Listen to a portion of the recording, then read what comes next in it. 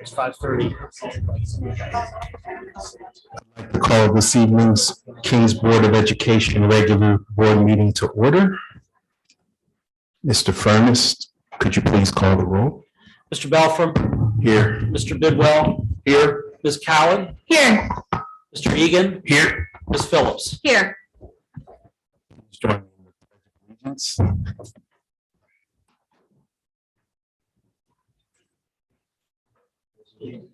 To the flag of the United States of America and to the republic for which it stands, one nation, under God, indivisible, with liberty and justice for all.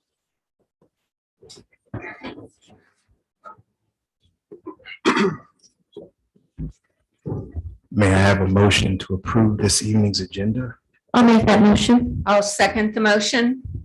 Mr. Furness. Mr. Bidwell. Yes. Ms. Cowan. Yes. Mr. Eagan. Yes. Ms. Phillips. Yes. Mr. Belfram. Yes. Next on the agenda are reports and presentations. I will now hand it over to Mrs. Martin. Good evening, board. I'm going to have the esports teams come on up here with me, coaches too. You guys can just stand right here. There we go. Come on up. So tonight we're recognizing the Kings High School esports teams. And you can see we have some members here and we'll recognize them individually here in a minute. In early 2020, Kings High School joined in on the esports competition. Esports is an ever-growing and ever-changing group of electronic game competitions. Here at Kings, we are excited to have 3 fall esport teams. Kings has Team Valorant, Team Super Smash Brothers, and Team Rocket League, with a total of 20 students on the 3 fall teams. I like getting to say the names, right? This year, 2 of the teams have had great success. On November 20th, the Kings Esports Valorant team traveled to Middletown to compete in the regional playoffs. They defeated Elder in a head-to-head match, earning the Southwest Regional Championship and advanced to the state Final 4. Unfortunately, lost a hard-fought online match to Dublin Kaufman in the state semifinals. The Kings Esports Super Smash Brothers team traveled to Middletown on November 21st to compete in the Southwest Regional Playoffs. They defeated Middletown in a head-to-head match, advancing to the state Elite 8, but fell to arch nemesis Moeller in their next match. Congratulations to Valorant and coaches Chris Chamberlain and Bo Buckley on a 6-1 season, and congratulations to Super Smash Brothers and coach Chris Clark on a strong 4-2 season. So I am going to recognize the students that are here. And once I call your name, if you don't mind going up, and each of the board members would like to do a fist pump with you. So if you don't mind, we go up there and talk to you. Ready? Zach Ranson. Yeah.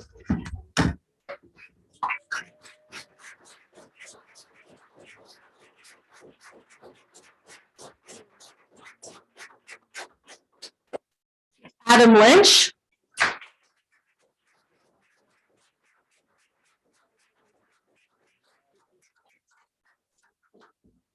Ryan Hoding.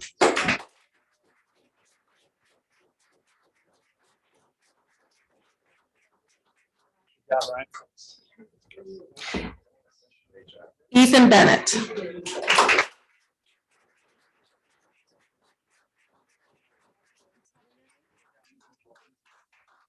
And Andrew Horton.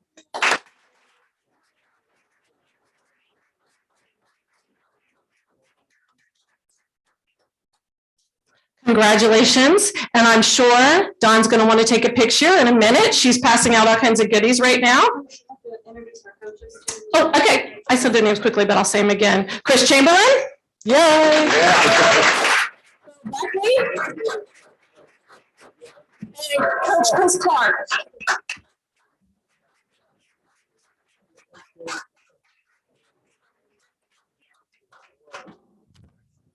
And I think they have the trophies somewhere. There's a trophy right there. Yep.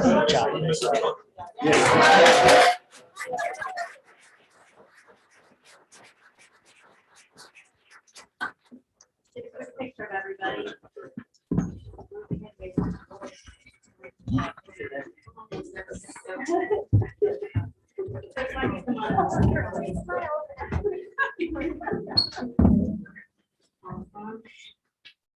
group there. We got them all a sticker for their laptop, a Kings Knights logo sticker, so they can remember the night things that were working. Did everyone get one? Congratulations. Congratulations.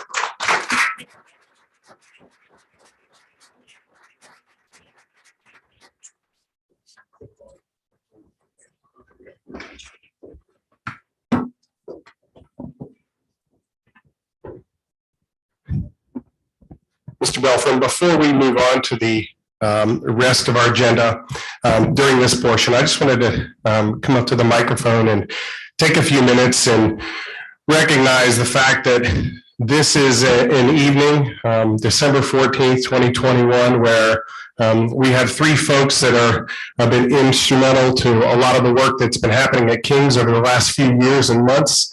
And this is their last Board of Education meeting. So we want to take a few minutes here just to recognize some very important people for their service and their work. And I'm going to read a few words about each person, and then we have some swag for them at the end, a little parting gift. First, I'd like to take a second to recognize Mr. Dave Bidwell. Dave joined the board in September of this year due to the resignation of Rona Walter. Dave jumped into this role, was an engaged member of the board from day one. Being a parent, a former teacher, Dave brings great perspective and institutional knowledge to the discussions and decisions that take place on the board. We really appreciate Dave stepping in this year. We thank him for his service at King's Local School District. Dave, thank you very much.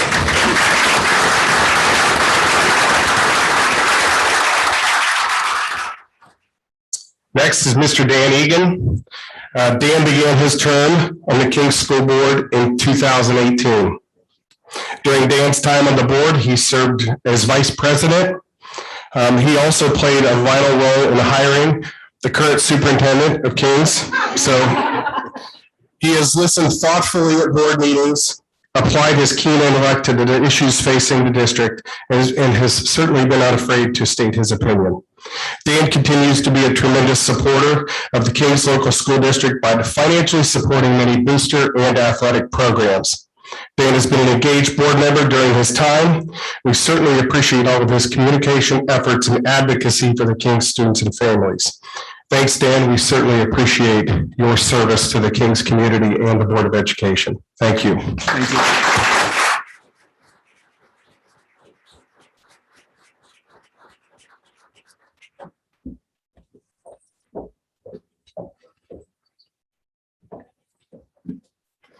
I will say on behalf of Mr. Bidwell and Mr. Eagan, more so Mr. Eagan in this regard, but you have served your tenure on the board during some of the most tumultuous times in public education, not only dealing with a pandemic and financial situations and political viewpoints and opinions, but you both should be commended for your commitment and support and advocacy for King's Local School District, and we really appreciate that. Last, I'd like to take a second to recognize Mr. Kerry Furness. As you know, this is the last board meeting for our King's treasurer before he moves on and assumes his new role of the treasurer of Kettering City Schools on January 1. Over the last 4 years, Mr. Furness has led the financial components of our district. Under his leadership, the district has received the Auditor of State Award all 4 years.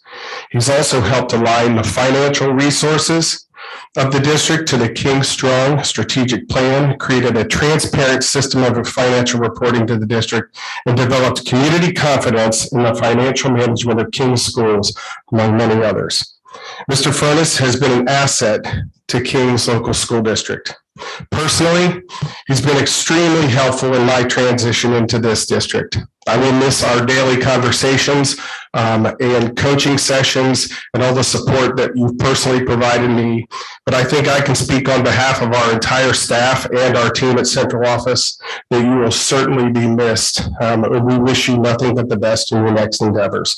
So, Kerry Furness, thank you for your commitment, your dedication, all that you've done for King's School District, and we wish you the best as you move on to Kettering. Thank you.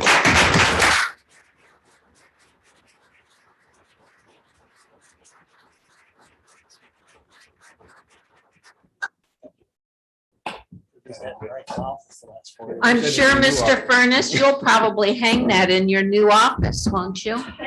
Could have used that in Greg's office the last 4 years.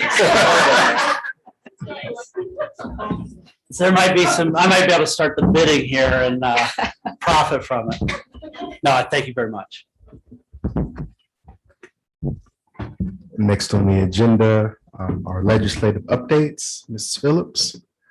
I have several things. It seems that the General Assembly and the Senate wanted to get quite a bit of work finished before the holiday break.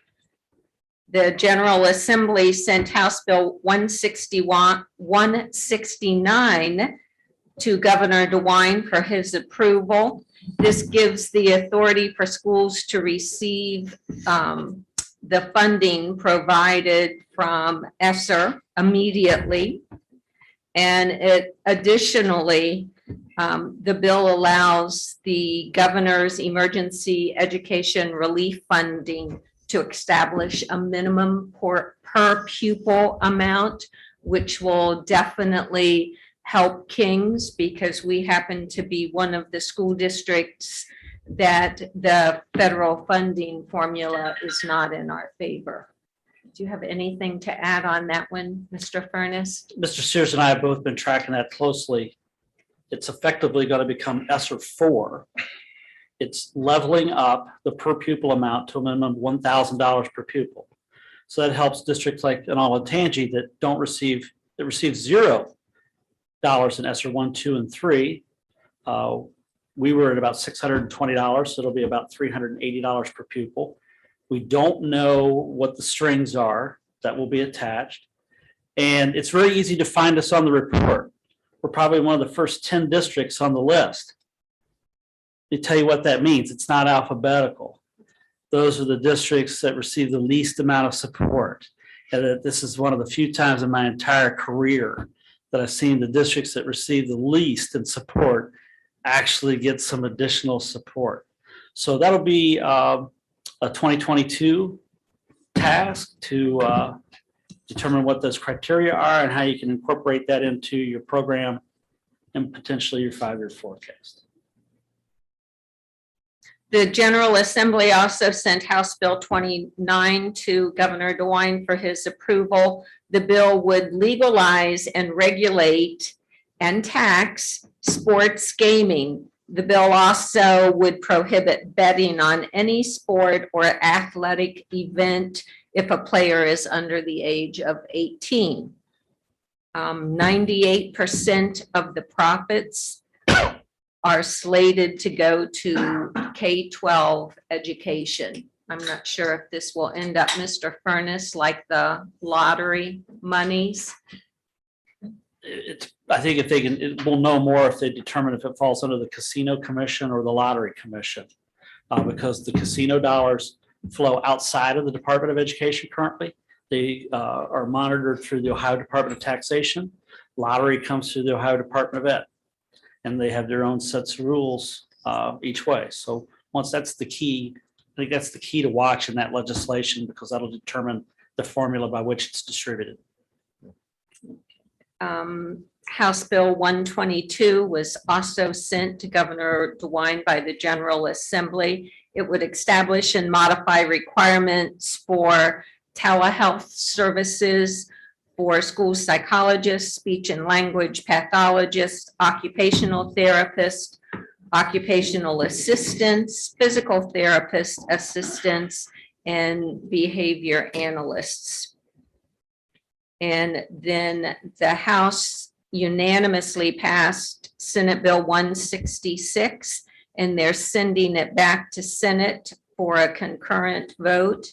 It establishes student pathways for career success grant program and requires the state to create a program that establishes financial incentives for Ohio businesses to provide work-based learning experiences for students enrolled in the career tech education programs. And as far as legislative updates, those are the ones that are on track to be out and about very quickly for us to get started on. And then is this the place I can talk about the Teaching and Learning Council? You could, why don't you, for items from the board? Okay, I'll hold it till then. Yes. Thank you, Mrs. Phillips. Next on the agenda is public participation.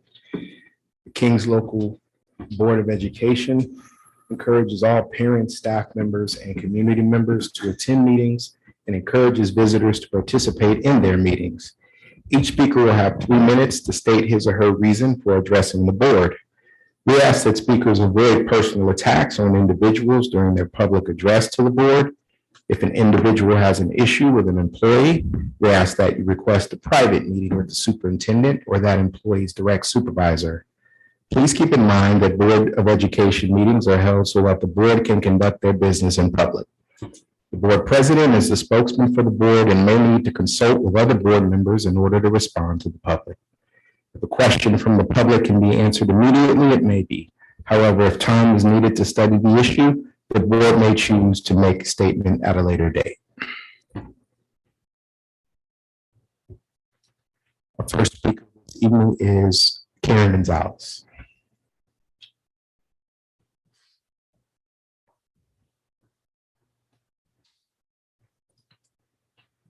Good evening.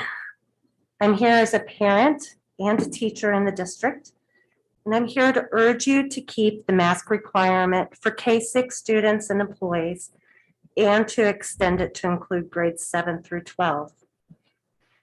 As your employee, I'm constantly asked to support my professional decisions with data, and I ask the same of you now.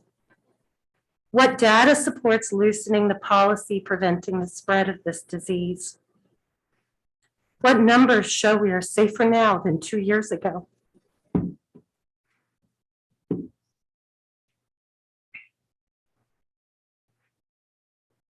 Do we have fewer cases in our community? In our schools? No. The vaccination rate for the population of Warren County is 63.8%. That number alone should necessitate masks in the schools. I assume the number of vaccinated students is significantly lower than the general population, but there is no data available on the Warren County dashboard to tell me that. Since we don't know who is vaccinated in our buildings, we must assume our numbers mirror the community at large, which allows the spread of this disease in our buildings.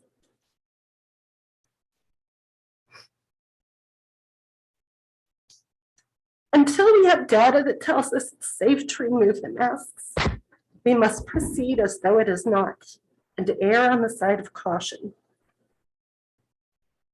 How many students and staff were out sick last week? We have data on how many tested positive for COVID, but not how many tested. Last week, 91 students and staff were reported on our district dashboard, but that does not account for all those out sick. That does not account for those who did not test. We require nothing to return to school for someone who does not test. We provide no tests. We are relying upon our neighbors and strangers to act prudently and altruistically, to test even if we think it's just a cold. But 2 years in, and with nearly 800,000 dead, we clearly need a better plan. It's not enough for an individual to wear a mask. This must be a community effort.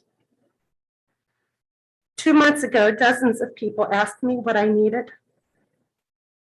I need you to protect the students, protect my colleagues, protect my daughter, and protect me by making policies that protect the health of those in your care. Carrie, you're at 3 minutes. Thank you.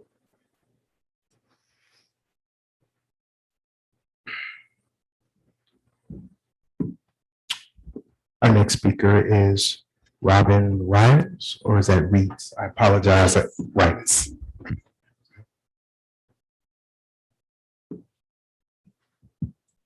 Good evening. My name is Robin Bowman Wrights. I'm a kindergarten teacher at JF Burns Elementary. I'm a resident of the Kings community. I'm a mom of 2 students who recently graduated from Kings. I'm proud of that. I'm also the sister of Jeremy Edwin Bowman, who died this time last year from contracting COVID from a family member who's a frontline worker, as I am. I'm here tonight to share a few thoughts about masking requirements. First of all, I want to remind everyone, we're in the midst of a pandemic. Let me say that again. We're in the midst of a pandemic. COVID pandemic has not ended. The most recent CDC recommendations for reducing the transmission of COVID in a school setting include 9 items. The second of these recommendations behind vaccination is consistent and correct mask use. Specifically, indoor masking for all individuals aged 2 years and older, including students, teachers, staff, and visitors, regardless of vaccination status. In the complete list of 9 CDC recommendations, there are no ifs, ors, or choose which one you want to do. In fact, the following warning is included with these recommendations. Layering multiple prevention strategies is essential. Essential. The Ohio Legislative Service Commission specifies in Rule 3301-35-05, Section B, Item 5. Credentialed staff and classified staff shall work within a healthy, safe environment and help maintain and improve a healthy, safe environment. I'm here tonight to maintain and improve a healthy, safe environment in the Kings Local School District buildings. I'm here tonight to remind everyone that we are still in a pandemic and need to follow CDC guidelines to stay safe. Indoor masking for all individuals aged 2 years and older, including student, teachers, staff, and visitors, regardless of vaccination status. Make no mistake, I love what I do. I love the people I work with. I love the Kings community, and I love all the students in my classroom. And I never, never want anyone to experience the horrific trauma of losing a family member to COVID, as my family has, because we chose not to wear a mask against the advice of those who know better. Thank you.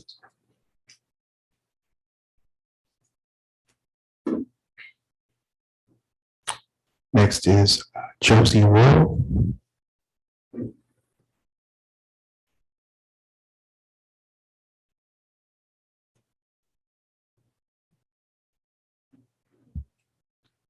I'm Josie Worrell. Glad to see all the board members. I'm talking about masks as well, and why I do not believe that they are indicated. Been a clinician for over 30 years, and 10 of those first years were bedside. Took care of some of the sickest people there were. Science, of course, is in my nursing career profession. So I went back because science is used, that term, over and over. So I went back to Webster's, looked up the definition of what's science. It's the observation, identification, description, experimental investigation, and theoretical explanation of phenomena. It's a systemic method or body of knowledge in a given area. It's based on evidence. So let's look at masking. Where is the evidence that the CDC has based masking, especially our young? Where is it that says that that's safe? The quote unquote science just says that they think that it possibly could be a safeguard. There's nothing to indicate that it is 100%. Think about children, kindergarten through 6, wearing masks all day.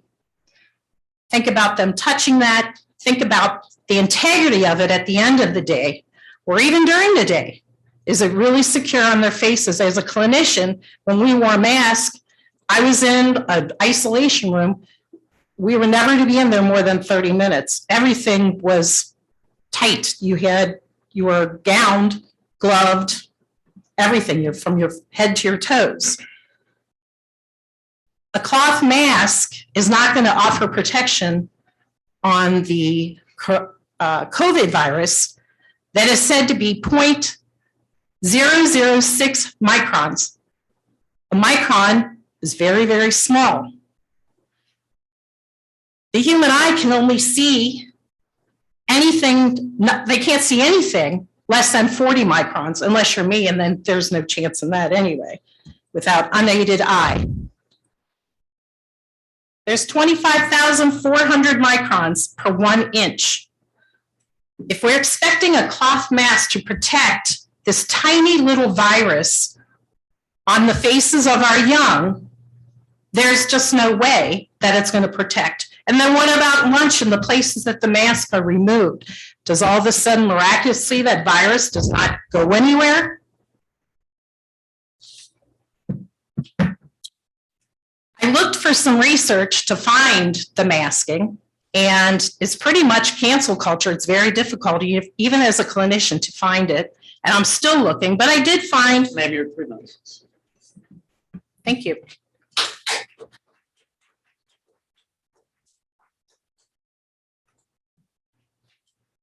Our next speaker is Julie Fisher.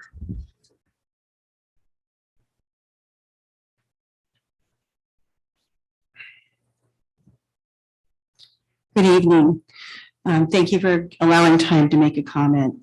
We're in the midst of a health crisis with Ohio and surrounding states in the red and a new COVID variant emerging daily, and we see numbers going up. Keeping our students safe is of paramount importance, which includes keeping them as safe as possible from this dangerous, invisible disease.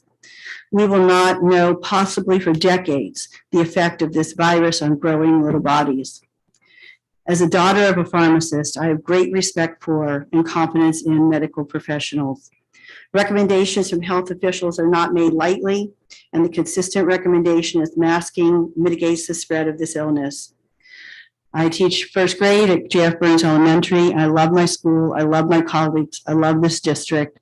And I don't want any child to experience an illness that could possibly have such devastating effects later in their life, which we often know comes when we find out in a longitudinal study. So I urge the board to continue the masking policy until we're solidly rated in the green in regard to the cases of COVID. Thank you very much.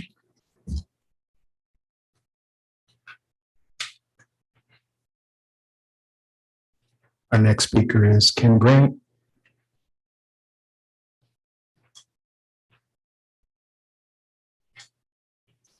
My name is Kim Grant, and I want to thank you tonight for this opportunity to share some of my concerns and the hope for the board and the administration to work to unite our community on some key issues that our district is facing. And obviously, we've heard a few of those tonight already.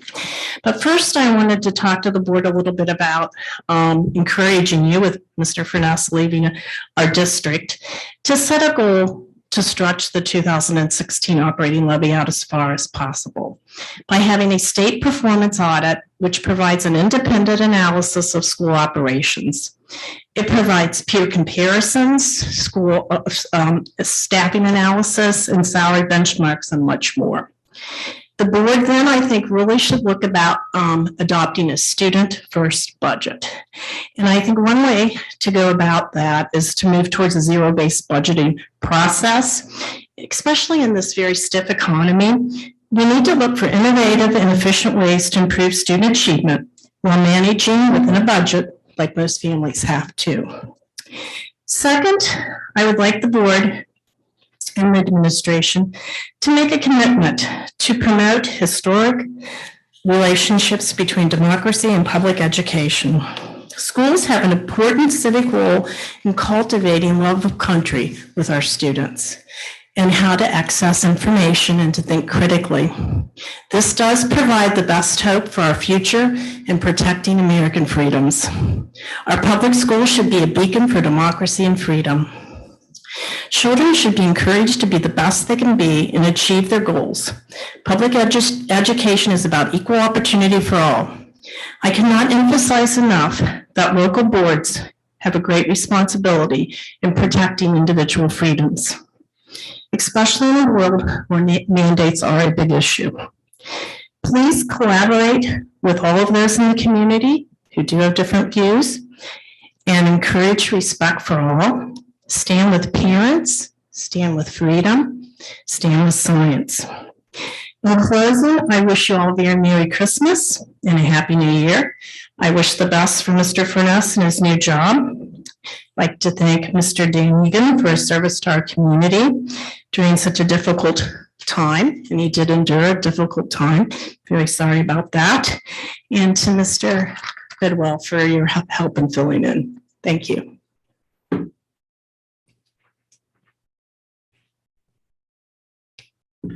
Our next speaker is Cam Burton.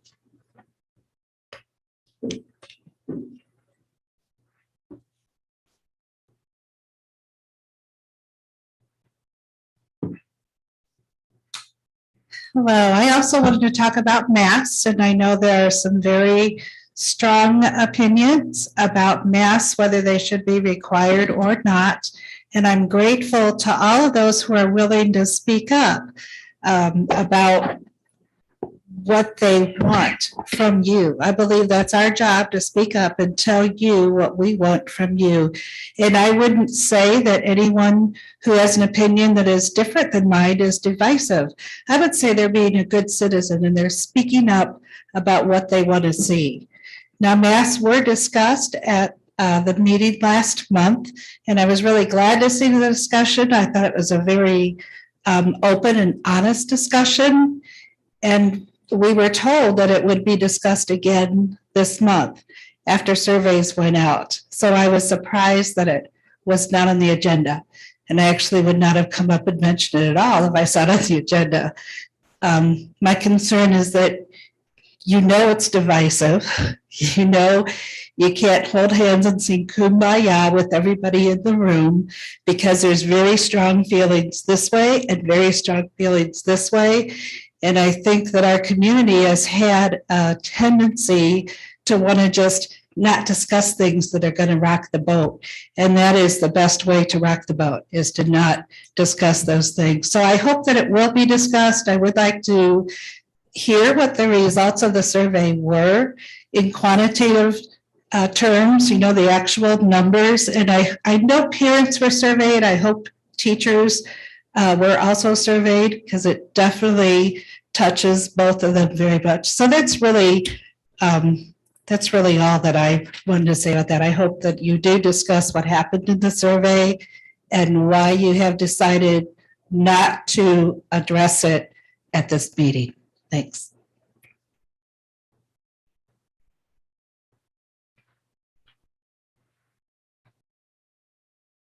Our next speaker is, I believe this is Joanna. I apologize, I couldn't quite read it. Hi, I'm Joanna Harvey.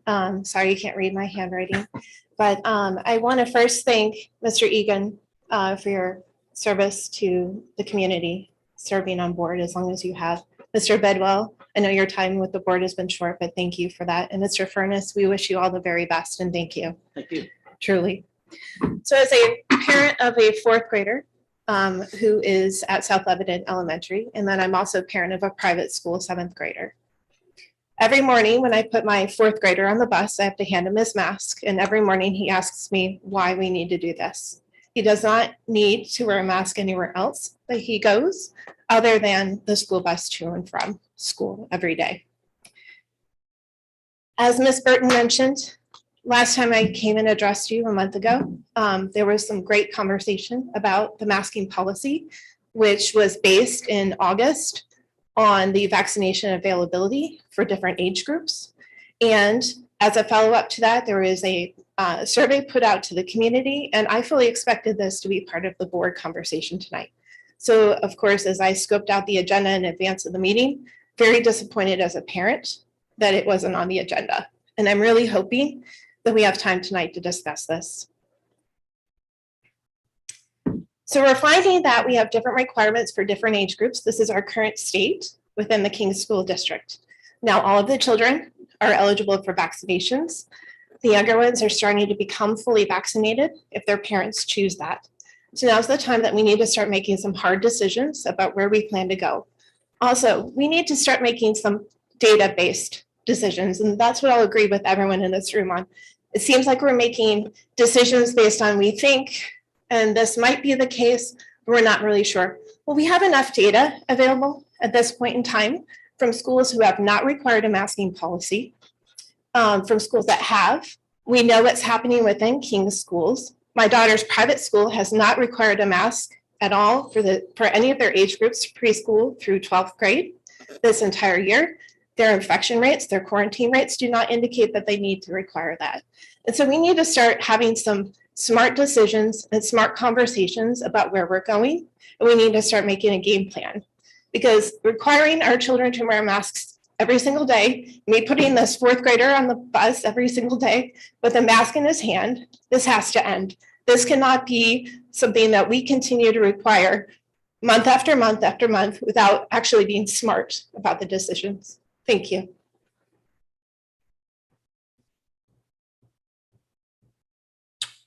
Our next speaker is Colin Sheeter.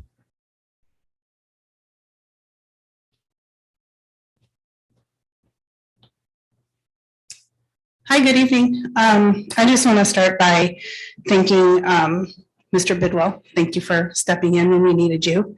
Mr. Furness, thank you for your service as well. I wish you all the very best in Kettering, and especially Mr. Eagan. In the last year, I feel like it's my personal feeling that you above all have been willing to voice your opinions when many won't.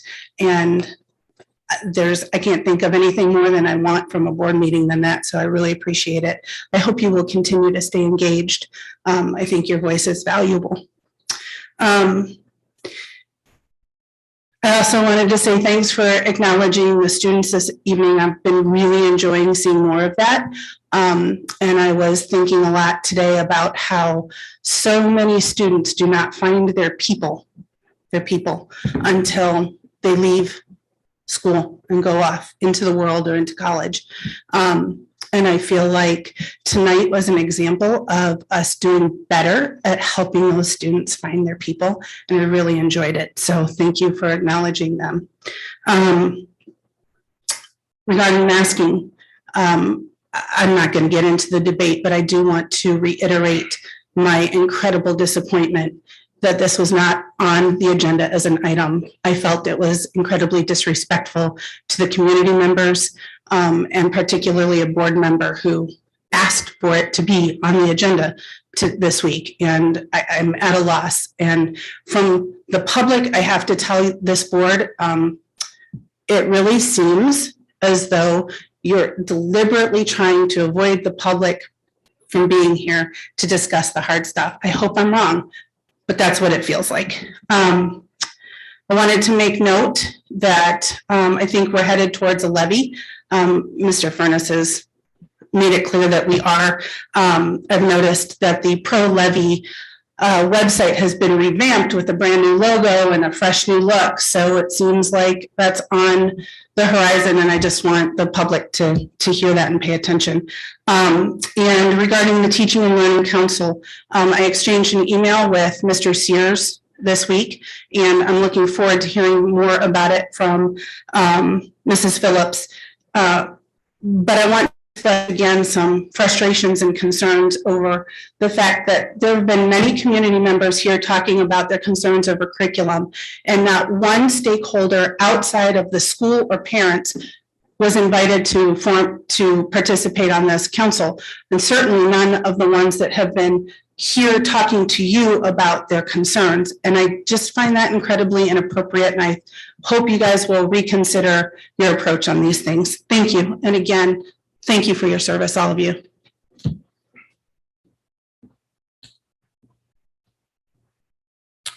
That concludes our speakers for this evening. And before we go any further, if I may just make this clear, we did discussing masks at the last meeting. I believe that is going to be an item that is presented by the board. While it is not expressly stated in the agenda, It has been our intention, based on our previous discussion, to have that discussion this evening. That's something we can work through as, you know, to make sure that things are clarified. But it has been our intention, you all correct me if I'm incorrect in that we are discussing. My intention is to make a motion to Right. unmask the kids at that time. But what I'm saying is we had the discussion and we intended to discuss that this evening. So if that wasn't clear to the community, that is regretful, but it was not anyone's intention here on the board. I'm just saying to be subversive or to not discuss that this evening.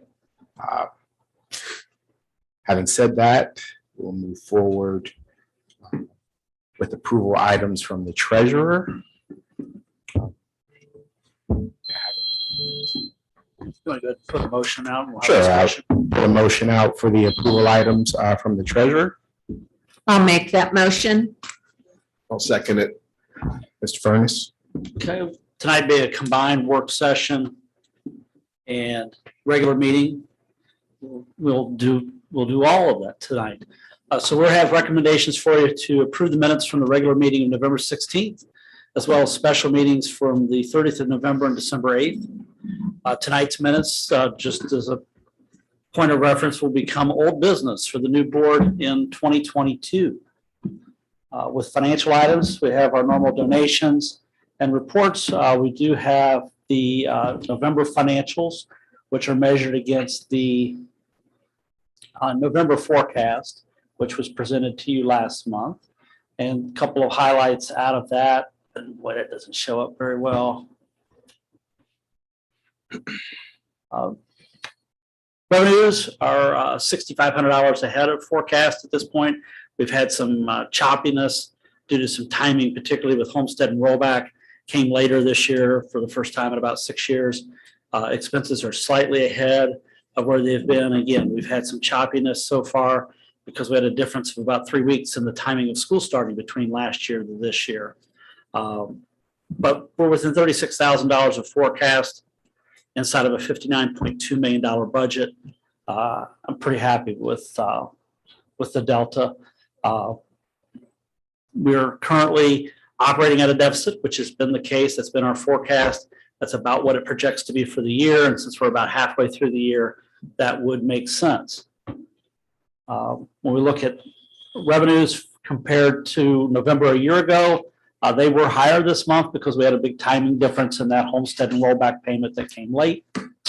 And overall for the year, we are up with revenue right now, primarily because we've had we had a public utility taxpayer that paid late that fell into this year that would have been in last year.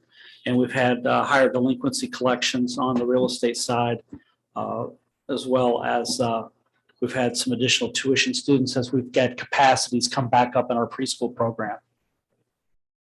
On the expense side, expenditures were down compared to November for last year. Fairly small margin. Again, some of this is in timing of what we have and the differences of the timing of when school has occurred. We also have lower expenses, you'll recall, with the new full school. Freudian slip there, the full school. It's sort of what the model has been when it comes to funding schools in Ohio. We're not charged for pass-through students that are involved with John Peterson Scholarship, autism, community schools. That's reduced some of our expenses. That was in the purchase services category. It's where those were charged historically. And on a year-to-date basis, expenditures are up. Salaries and benefits are up because we have increased healthcare costs along with negotiated agreements. Purchase services are down due to the pass-through. So bottom line is that we are right now in an unfavorable position of $43,000 after 5 months. I don't really consider that terribly unfavorable and could easily reverse next month. Questions on the financials? Okay. The only other items that we have for this evening, public records log is distributed to you. We are up to date in responding to all records requests. We did get a bit behind this fall. We had a lot of requests and I was off with getting a new knee, so that put us behind a little bit. Last item, and I will ask Dee Burns, our Director of Technology, to join in. We are proposing a renewal of the one of the 3 rolling leases that we have established over the last 4 years to replace our Chromebooks for our one-to-one technology. To just refresh the board, in our forecast, we have approximately $260,000 and a chunk of money that we use in 3 leases. First 2 were for $100,000 each. The third lease was for $60,000. We were able to reduce that third lease because we had ESSER funds to get our quantity of Chromebooks up to a one-to-one standard. And what we're working on now is we're able to roll these over to address end-of-life devices, meaning that the Chrome operating system is either the firmware is not where it needs to be with security, which then can create issues for students that would take standardized tests and other things that we use. Dee can break down for you a little more about where we are with that and what the numbers would be inside this lease. So we have 1,086 currently that will go end of life this summer.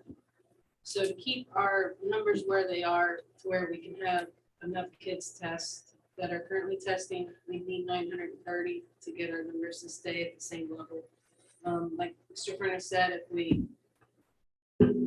roll the dice and we don't do this, then we would have some kids who possibly, the state puts out, you have to have your operating system at this level before you can use their air testing. So if they put it at a level that our Chromebooks can't get up to, then we can't use them to test. We will still use them in our K2 setting to do normal school everyday work, but we won't be able to use them to do state testing. So if we get to 930, it'll keep us at our current budget, and it'll keep us at our current level. Could you use your mic, please? Do you have a mic? I don't have one. I really didn't hear anything that you were saying. Sure. I was saying that we have 1,086 Chromebooks currently that will be end of life this summer. If we need them to be at a current level that the state says your Chromebooks need to be at this level to be able to test.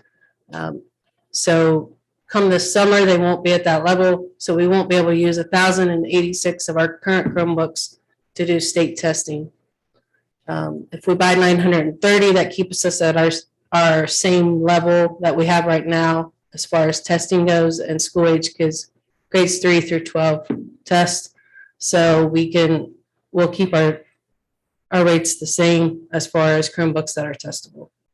We'll then we're not going to get rid of these Chromebooks that are in our life. We'll use them in our K2 setting, and they will still use them for everyday school, but they won't be able to be used for our state air testing. So we're in a position financially with these 3 leases. Each year, every year for 3 years, there's a lease expiring, which puts us in a position to be able to roll over our inventory, provide the newest devices where we have the highest needs.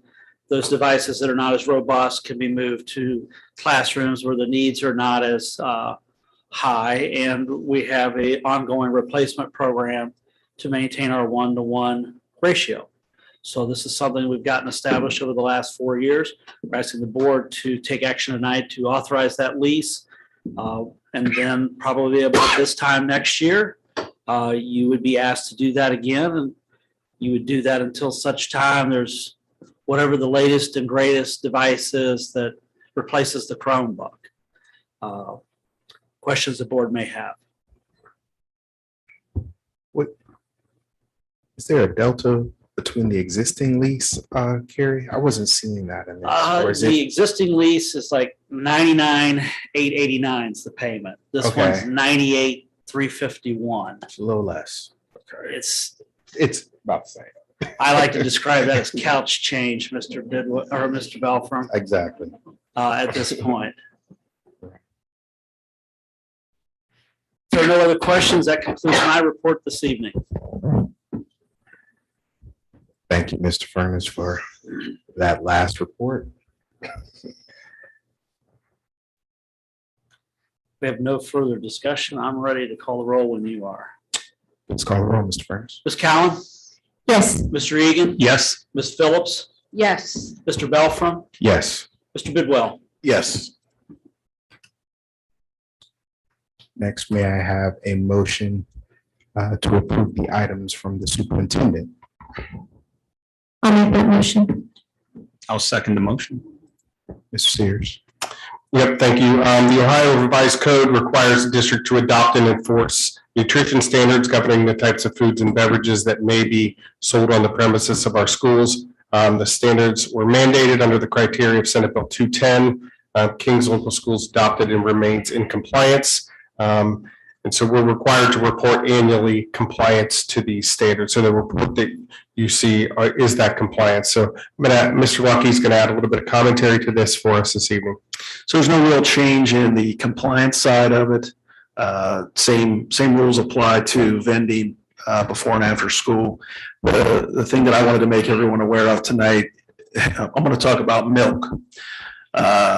So for the first time in anybody's lifetime in this room, milk may not be part of school breakfast or lunch for multiple reasons. So this is a supply chain issue.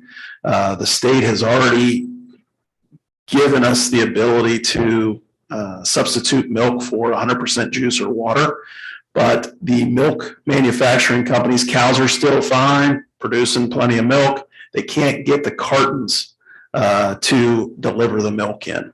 So I just wanted everyone to be aware that that is something that could happen, probably will happen. Since the state gave us the ability to substitute and they've never done that, it's probably going to happen. So just be prepared for that.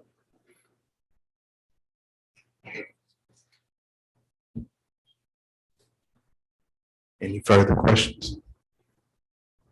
Will Mrs. Arlene House make sure and try as much lead time as she gets to make sure that families are aware? Absolutely. The hardest part of milk is it's not shelf stable. So as dates go down, but we will do the best we can to communicate because we're on a need to know basis as much as anybody. So we absolutely will do that. Okay. Thank you. Furnace. Mr. Eagan, Yes. Ms. Phillips, Yes. Mr. Belfram, Yes. Mr. Bidwell, Yes. Ms. Cowan. Yes. May I have a motion to approve items from the assistant superintendent regarding human resources in business? I'll make that motion. I'll second it.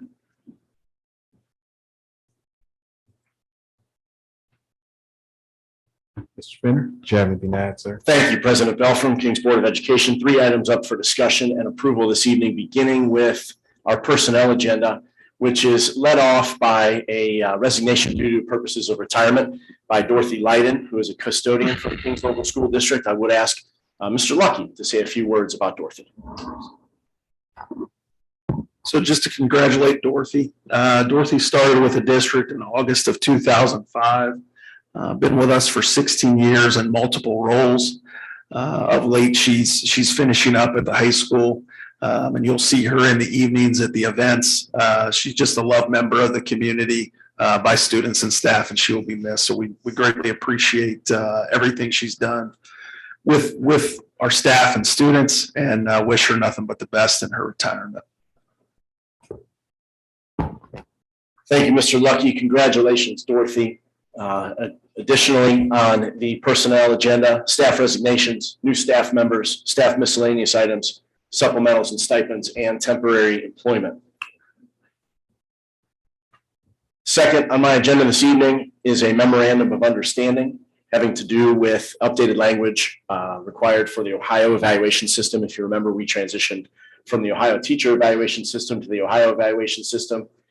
And there is language that is updated in B, C, and D of this agreement, which are minor adjustments to further align our language with updated coming from the Ohio Department of Education, mostly having to do with requirements and processes and systems with regards to paperwork our principals need to use in order to evaluate our teaching staff through informal walkthroughs primarily.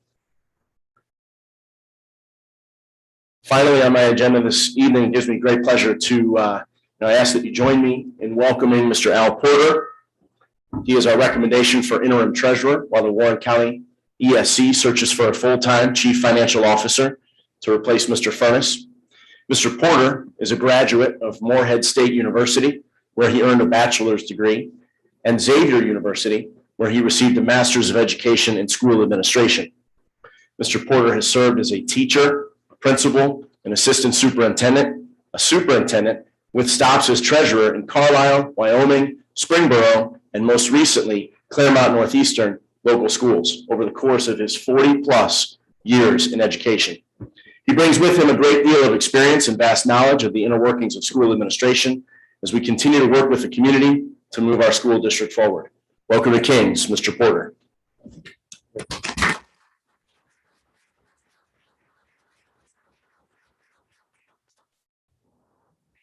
This concludes my items on my portion of the agenda. Thank you, Mr. Belford. Thank you, Mr. Spinner. Any further?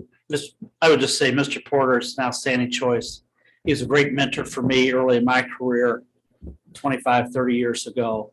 And so we started transition today, and I anticipate it'll be very smooth. Still here. But it was close. Yeah, I have not lost him at 3:30, but we're okay. Glad to hear that, Mr. Porter.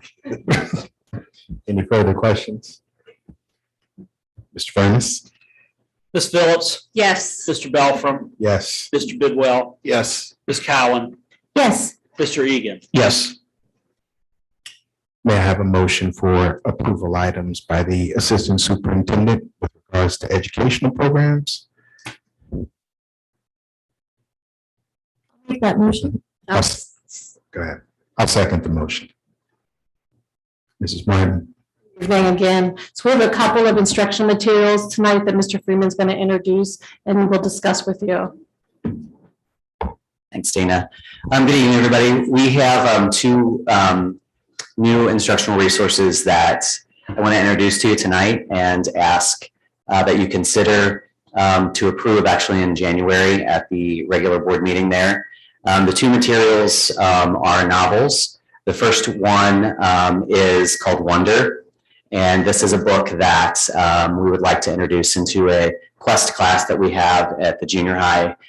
Quest is a 7th and 8th grade course where students work to close gaps in ELA and math specifically. So students will engage in this class, or excuse me, in this book as a common read and practice different skills, theme, plot development, character development. Wonder is really a kind of a nice, engaging story, really about a young man who has a facial deformity, and it's really about acceptance of himself, other people accepting him, and just friendship. It's also been made into a movie, but of course, it's a book that the teacher introduced several different options to students and asked them through book talks what they would like to read, and this is kind of what came to the top, and so we started the process, and now we'd like to bring it to you for approval. So again, that's for the junior high.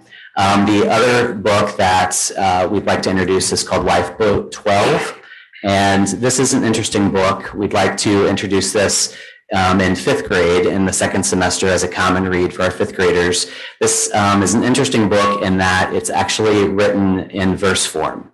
So it's based on a true story of World War II and kind of a journey of some students and what they went through.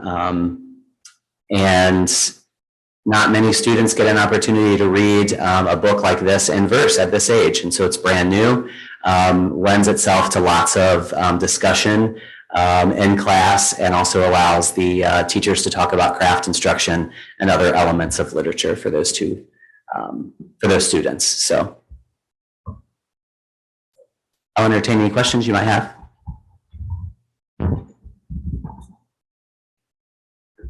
Just to reiterate, you're looking for approval for these in January. Yes, sir. So if that's the case, I need Ms. Cowan to withdraw her motion. Right, that's what I was. And Ms. Phillips to withdraw her second. I'll withdraw my motion. And it's actually Yeah, it was Mr. me. Bell from, Mr. Belfort. And I withdraw my second, Mr. All right, Furnace. very good. So then this item will come back at your January regular meeting. Great.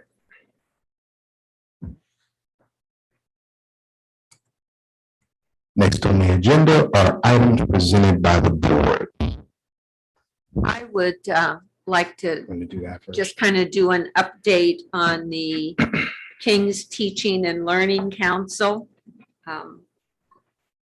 Mrs. Cowan was out of town, and so I told Mr. Sears that I would certainly sit in on a meeting to make sure and have a board member there. The meeting was held on December 10th.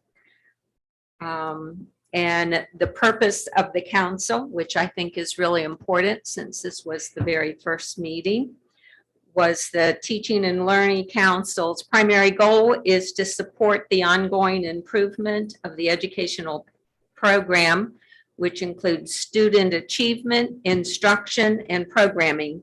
The council will provide insight into procedures, systems, and programs, ensuring that the King's educational program is the result of a continuous process of planning, implementation, and review. So that 2 sentences is jam-packed with lots of information. So looking at that, and then I started wondering, what's each person's responsibility if you're on this committee? It was interesting. They already had that down for us. They knew. And that's to communicate the work of the council back to the group that you're representing. Hence, I'm sharing what the first meeting was all about. Provide feedback and input to the council, and work with council members to identify topics for the agenda. So in one sense in my mind, oh, it's doing some work. Oh, it's being a cheerleader. Oh, it's communicating well to our constituents so that everyone has an idea what's going on in King's. Briefly, they discussed the cultural blueprint that's been presented to the board on different occasions. And so I thought, that's the improvement plan portion of the council. Then Mr. Friedman did a data component on the report card. Again, something that's been presented to the district, and that was just last month in November. And that's all about student achievement. So they've already covered 2 of the aspects of the council. And the third one, we were able to hear from 4 different teachers on instructional resources. So instruction. And under that, we had a great presentation by 5th grade teachers from Columbia, Heather Peters and Justin Lang. And they shared their thinking on why they wanted the Lifeboat 12 book and as a common read. And one of the things with a common read that they discussed that I thought was really important is that in common reads, you can constantly be telling students, even if you're a math teacher, hey, remember when you did that common read? And then you can just bring it back, and every 5th grader reading it really helps. At the junior high, Tessa Spriggs worked on not only revamping Quest, but then also trying to find a really good book that the 5th graders would enjoy. And she shared a little bit of her past history, King's graduate. At the high school, Maggie Coleman discussed having a fluid math pathway. And least of all myself, you took Algebra 1, then you took Algebra 2, and then if you were smart, you did the calculus, pre-calculus trait. And the thing that she said she was learning is that students change their mind through high school. They think they want to go into engineering, and maybe they change the mind. And the pathway that they need may not include even calculus at the college level. And so having pathways for students to pick and choose and be able to change what they're doing throughout college. What all have I missed, Mr. Sears? I think you did. You summarized that first meeting very well. I think it's important to note that most of the items that are going to go through the Teaching and Learning Council will end up in a board work session or other public forum. For example, Margie Coleman's presentation on our math pathways and some of the ODE updates to the math pathways will end up in the academic fair at the high school for parents to understand a little bit more about those pathways. The two books that were presented here tonight by Mr. Freeman were also shared by the teachers of that group to in front of the council so they can provide some feedback, ask questions, et cetera, prior to going even to a board meeting or board work session. And so the data presentation that took place was the exact same pieces of the exact same presentation that happened last month to the board. And so there are, I think that the key piece of this is just expediting and increasing communication with our parents around the topics that are impacting the instructional components of our district. Our focus is on student achievement. It's going to remain on student achievement, and putting a lens on this and having this organization, this council focus on that is extremely important to us. So we're looking forward to some continued work there. First meeting was well attended and organized, and we're hopeful for future positive outcomes. So if there's anything, Mrs. Martin or Mr. Freeman, great. What's the, oh, I was gonna say, I thought you had told us maybe earlier, how often does this? I was asking. So is it About 4 to 6 times a year. maybe 4 to 6 times a year? Yeah. And what's the composition of the council, Mr. Sears? So the composition of the council currently, there are some central office administrators. It is chaired by Mrs. Martin and co-chaired by Mr. Freeman. And it contains an administrator from each building. And it contains a parent representative from each building. And there are a few sitting teachers within there. Some of our MTSS coach and Chris Chamberlain, who was here earlier. And then we have 2 board reps will be a part of that as well.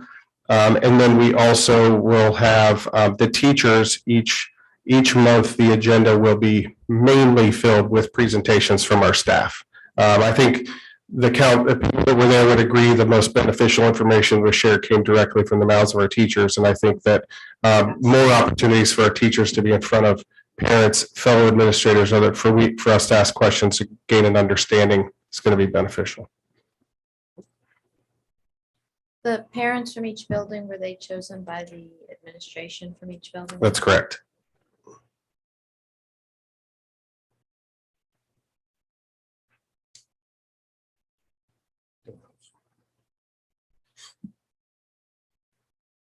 Right, I believe the next topic we had is the items presented by the board was a discussion of the current mask requirement. I don't know, Dan, did you want to start that off or?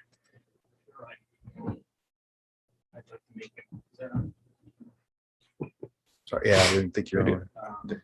What I'd like to do is make a motion that we lift the mask mandate and put it back into the hands of the parents. And starting in January, when the kids return to school from winter break, that the mask requirements will be in the hands of the parents, and that will not be mandated by the Board of Education.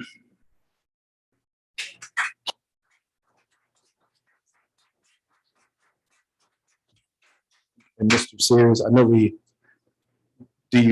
I'm putting you on the spot there. Do you have that survey breakdown there? Well, I can pull it up. You have a motion on the table. Oh, You need a second to move I forward with apologize. discussion. We need a second to move forward with the discussion.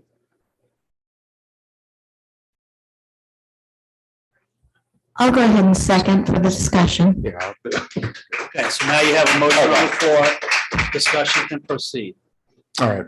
Well, I can bring it up. I believe I didn't mean to put you on the spot there. I know we had looked at it. I think the split was it like 55-45 to rescind the requirement?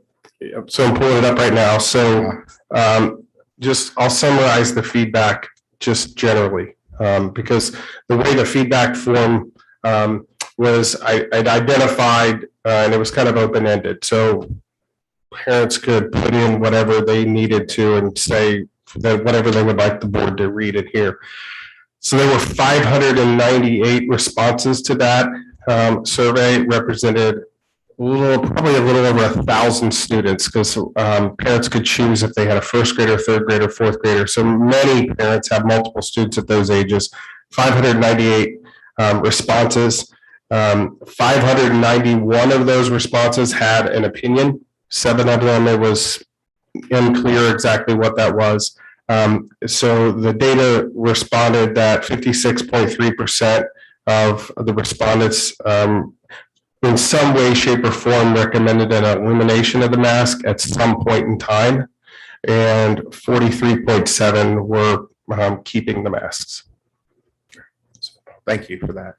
And so just opening it up to everybody to discuss it. So how, I know we talked about last month, that would be what that would look like and what options we sort of had beginning of the semester. I think, Mr. Eagan, you even referred to the idea of maybe a week into the semester after kids back from break. So what, I mean, I'm just looking for everyone's feedback on that, or what your thoughts are.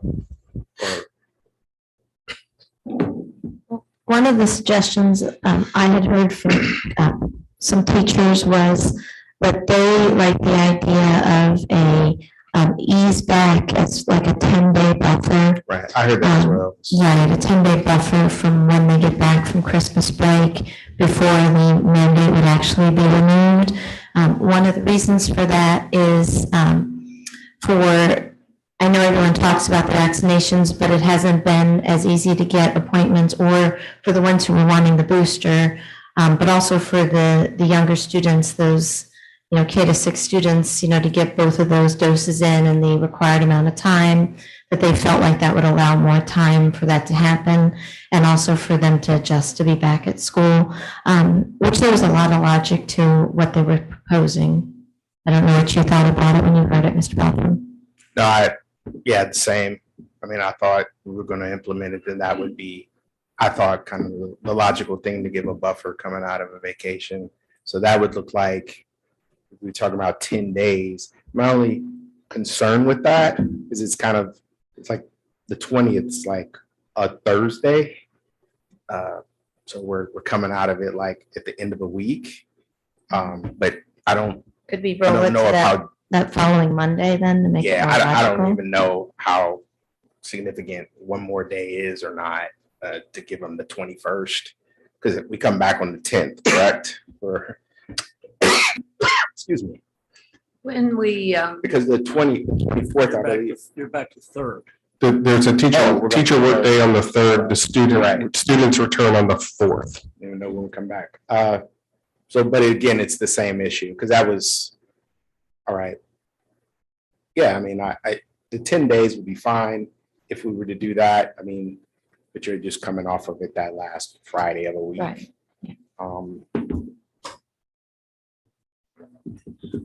one thing when we made the recommendation originally, it was preschool through 6.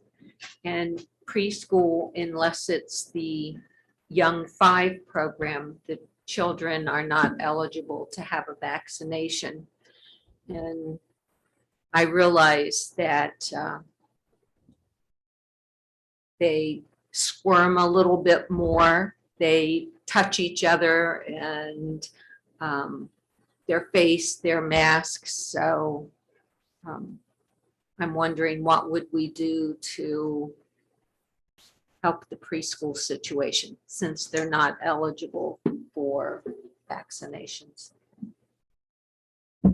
And I had that same question, Ms. Phillips, that I didn't know when we were voting tonight if it was going to be a full-scale removal or if we were going to take into consideration the pre-K children. So I don't know if anyone else has thoughts on that. Again, I go on the premises, it's not our decision as a board. It's the decision of a parent.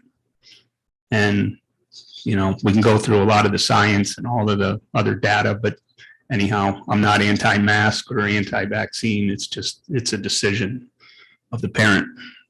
And I think if we're going to lift it, or we make a motion to lift it, that it's all the grades. Mr. Sears, you had mentioned in your updates that you had reached out to Warren County Health District on vaccination rates for ages 5 to 11. Have you gotten any feedback back from them? So I got a response today on that. The vaccination rate for 5 through 11 right now, the statewide data is a little over 20% for the 5 to 11-year-olds. There is not a way right now to break that down via zip code or school district as previous data that we have had, but it's a little over 20% statewide. Traditionally, based on statewide data, we've trended a little higher in previous numbers, comparatively speaking, but it's around a little over 20%. Could you refresh my memory here a little bit, because I wasn't a part of this in the beginning. If we were to make a motion tonight to unmask, if there was a series of uptick numbers, people getting sick, et cetera, is that something that the board then had to come back and change it, or was that power, I can't remember if it was granted to you, I thought, but I could be. So prior to my arrival, there was an approval giving the ability for the former superintendent to make decisions such as that. So I believe that is still in play if needed. I don't think that would need to be rescinded, but the authority was granted to the former superintendent for that purpose.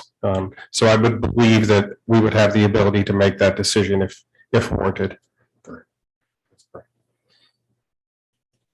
Mr. Sears, what other Warren County schools still have a mandate in place?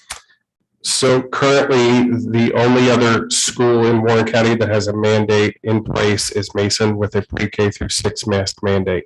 They have communicated a few weeks ago that coming out of the holiday, they will no longer have a mask requirement, and that includes their preschool as well.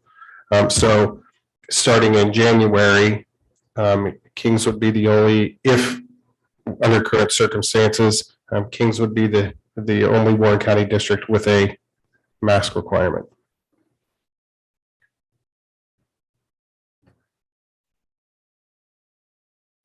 Oh, well, we lost Mr. Furness. This is, Should we hold? Yes. Okay. So he can The, record it. situation of masking, to mask, not to mask, has certainly been one that we've talked about a lot, thought about a lot, trying to figure out what's the right thing to do.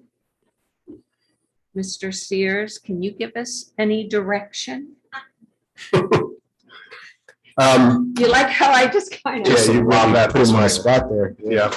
Well, I think is with any person, and the board is wrestling with a lot of the same circumstances that our entire society is wrestling with. And so what's happening within this room and within this district exists all over. You know, I think the discussion that the board is having about some level of a removal after a period of time post-holiday is probably reasonable as far as that goes. And so I think that's the discussion that you're having right now is, I think it makes sense. So I just wanted to say too, thank you to all 598 that responded. As we read through, and Mr. Sears forwarded us all those responses. I mean, there was a lot of well thought out responses both ways, for that. And it was nice to see that pretty much everybody was represented, from teachers, nurses, a few doctors in there as well. some parents as well, quite a few parents as well. But, thank you for those that went ahead and filled out the survey. Absolutely. Well said, Mr. Bidwell. Yeah, I think. Is there any more feedback? Sorry, I was lost just, my train of thought. I was just kind of curious because other Warren County schools have been without the mandate for a certain period of time. Have you seen or heard any information as far as how their cases impact has gone? I don't have specific data on their cases. I know that was a decision. Some have never been in a mask. Actually, most of the Warren County school districts have not had a mask. Some have and have removed that for various reasons, or had it short term because there was Lebanon, for example. But I don't have any indication that their cases are significantly different one way or another from ours.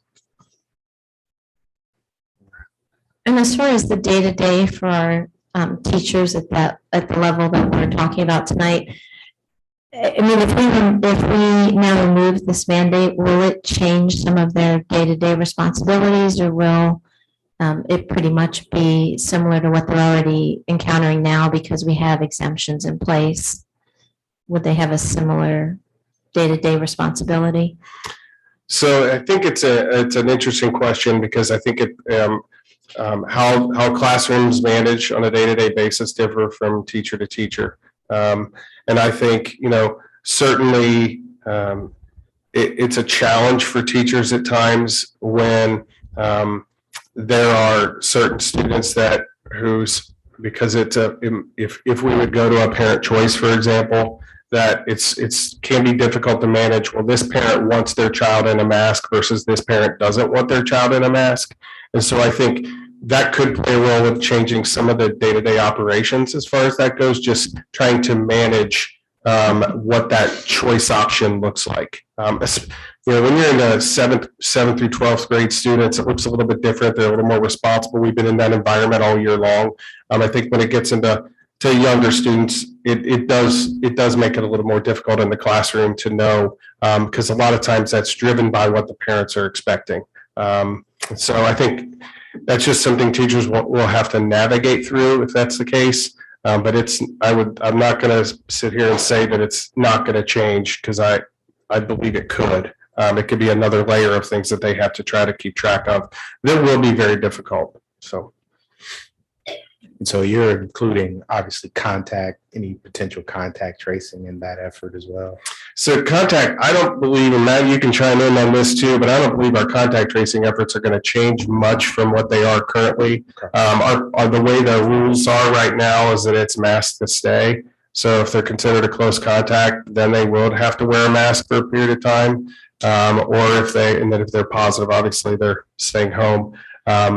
But we're not really quarantining as many right now, and a lot of that is because of the changes. You want to add anything to that? Our numbers have remained on a trend in a good direction from a contacts perspective. Buildings are doing a fantastic job as far as creating space for students to minimize the number of kids affected. Right. Just so everyone knows, the bus is its own entity. So that's a federal mandate that's been extended. So the bus is its own thing. So That's currently through March of next year, right? Or is it further out than that? Okay.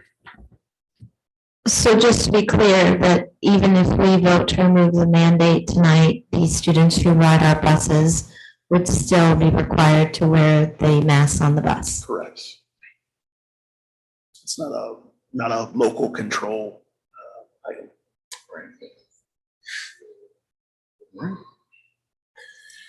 Any further? Now, Oh, I sorry. have a question. I'm not sure what motion exactly we have on the floor. And if we want to fine tune that a little bit, how do we go about doing that to make sure we follow protocol? the motion was to lift the mandate as of the 4th. I'm willing to discuss 10 days out from that, whatever we want to change that.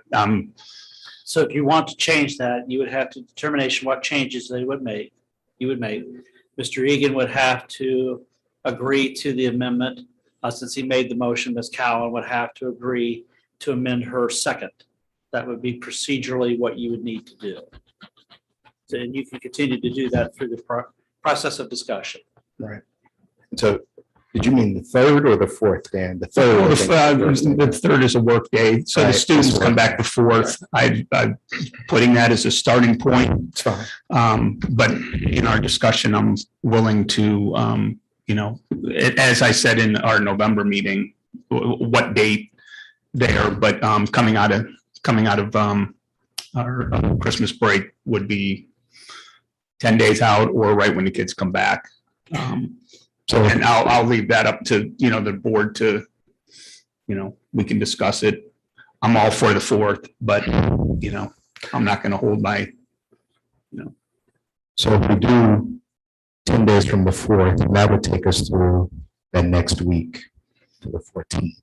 And then at which point you can make it, whatever, reasonable the following Monday or however that works. That following Monday is Martin Luther King Day Right, of but school. formally we would be out of the mask requirement. Yeah. So when the kids come back on the 18th, it would end of school on the 14th then. Is that, you guys are amenable to modifying your motions for that? Was that the Friday the 14th? Yes. Okay. And then they need to state that explicitly, correct, Mr. Frank? Yeah, I think the other question you have is that Ms. Phillips had raised the question around preschool, so this would be for all programming. So do you have is there a desire to distinguish any grade levels or ages? I think it's all grades. It's That's the how motion I want to put out there. That's how I interpreted your motion initially. I interpreted it as well.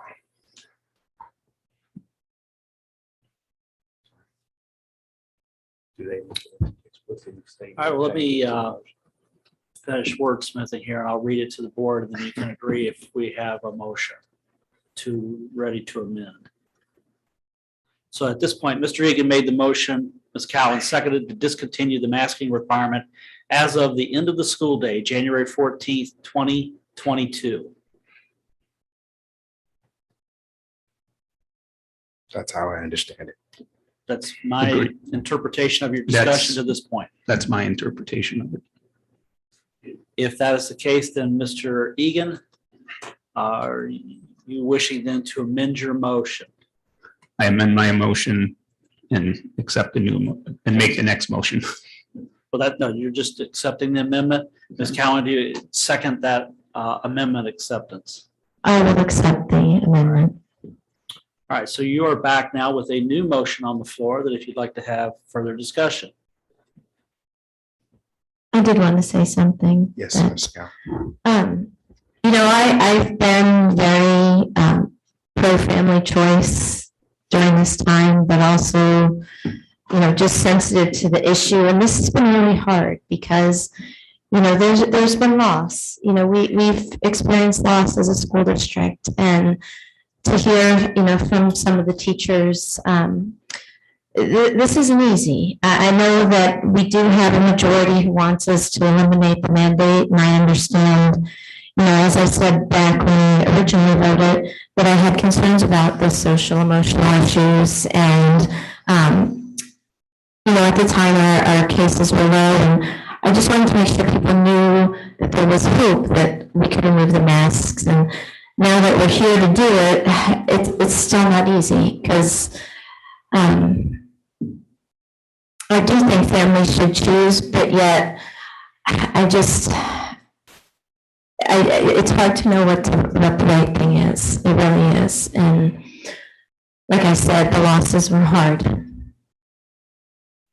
So. Excuse me, that's well said, Mrs. Cowan. I think we can all agree with that. I have to be honest, the challenge that I have right now is, one of the things we really did discuss quite a bit was having vaccine availability for our 7th through 12th grade. Now we have that for additional students. And, if we were to maintain the course that we have now, then, we have almost half our student body who still would not be required to have to wear masks. And yet half of them, more than half of them that would be, there seems to not be some equity in that for me. That's a challenge. But no, it's definitely not an easy decision to make. So with that, were there any more discussion items? Mr. Furness? If you could, Mr. Furness, before you take, could you just please state the motion again? The motion stated as made by Mr. Eagan, seconded by Ms. Cowan, to discontinue the masking requirement as of the end of the school day, January 14th, 2022. Ready for call roll? Would you call the roll, sir? Mr. Belfram? Yes. Mr. Bidwell? Yes. Ms. Cowan? Yes. Mr. Eagan? Yes. Ms. Phillips?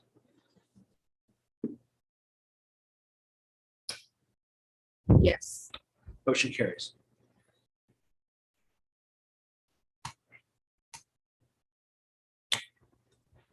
Next on the agenda is executive session. We are entering into executive session for the following purpose: to consider the appointment, employment, dismissal, discipline, promotion, demotion, or compensation of a public employee or official, or the investigation of charges or complaints against a public employee, official, licensee, or regulated individual. May I have a motion to enter into executive session? Motion. I'll second the motion. Thank you. Mr. Furness? Mr. Belfram? Yes. Mr. Bidwell? Yes. Ms. Cowan? Yes. Mr. Eagan? Yes. Ms. Phillips? Yes. Board enters at 7:02.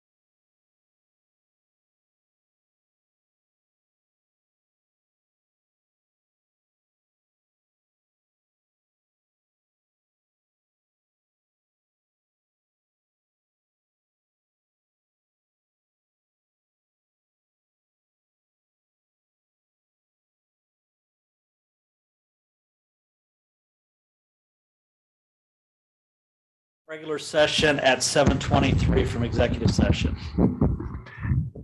Motion to adjourn this evening's meeting. I'll make that motion.